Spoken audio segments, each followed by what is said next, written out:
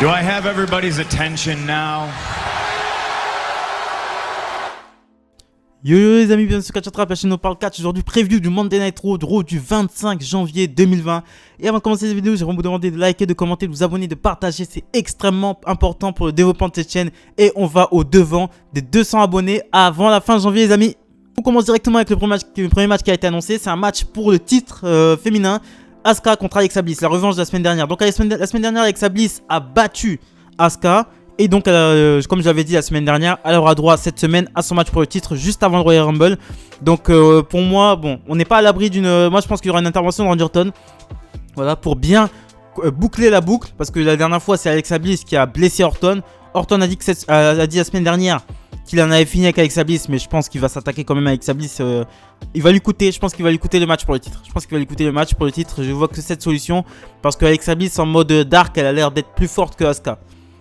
Parce qu'elle a pris le dessus très rapidement sur Asuka la semaine dernière, donc je vois que ça comme solution, mais je vois pas Alexa Bliss devenir championne féminine. Ça serait une grosse surprise. Une agréable surprise parce que le règne d'Asuka, faut arrêter le délire, c'est pas possible pour moi. Mais sinon, ce serait une grosse surprise qu'Alexa Bliss reprenne le titre. Je serais très curieux de voir ce qu'ils feront ce que fera Alexa Bliss avec le titre. Donc on enchaîne avec le prochain match qui a été annoncé. C'est un gauntlet match pour trouver le prochain challenger à Bobby Lashley pour le titre US. Matt Riddle fera face à Shelton Benjamin, qui fera face à Cedric Alexander, qui fera face à MVP. Donc en gros, Matt Riddle contre toute le Hurt Business. Donc ce match est pour désigner le prochain challenger pour Bobby Lashley. Ça veut dire que Shelton Benjamin pourra aller affronter Bobby Lashley potentiellement.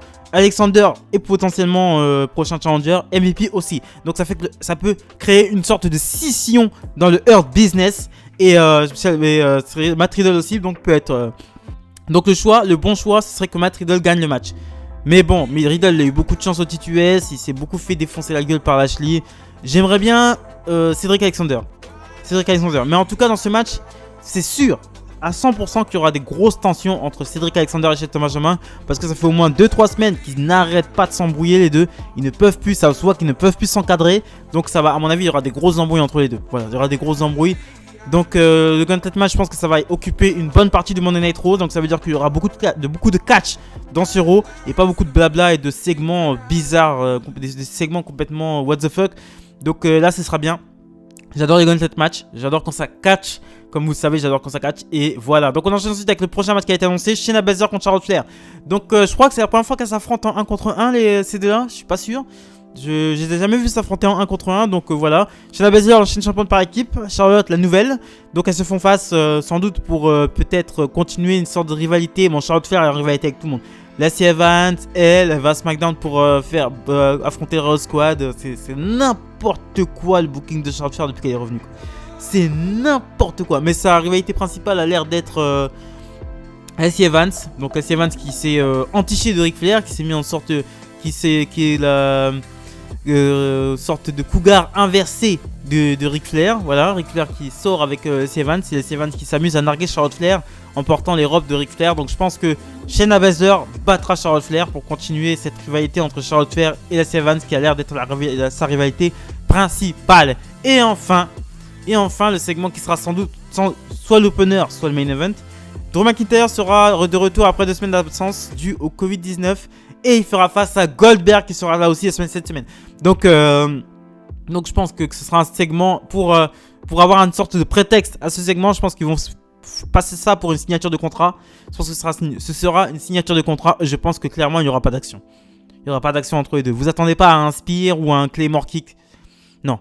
Tout simplement parce que Drew McIntyre, on ne sait pas encore s'il s'est remis du Covid-19. Tout simplement. Et Goldberg est assez âgé. Il faut pas oublier que Goldberg il a plus de 50 ans les gars. Et le Covid est dangereux sur des personnes âgées. Donc Goldberg peut potentiellement être contaminé et ça peut très mal se terminer pour lui. Donc Drew McIntyre, je pense qu'AEW va faire attention. Moi en tout cas je trouverais ça malvenu qu'il y ait un contact entre les deux. Je trouverais ça quand même assez chaud quand même qu'ils mettent les deux en confrontation. Déjà que c'est chaud qu'ils s'affrontent au Royal Rumble pour moi. Alors que McIntyre n'est pas sûr de ne plus avoir le Covid. À mon avis, ils ont dû bien accélérer les choses. Je suis pas sûr que Drew McIntyre soit... Ils ont pas envoyé de trucs comme quoi il a dit qu'il allait mieux. Mais il va mieux. Mais déjà à la base, il va mieux, mais c'est un porteur sain. Donc un porteur sain obligé qui va bien. Parce qu'il porte le virus, mais ne sent pas les effets du virus. Donc dans tous les cas, il se sent bien. Donc ils n'ont pas dit directement McIntyre n'a plus le Covid-19.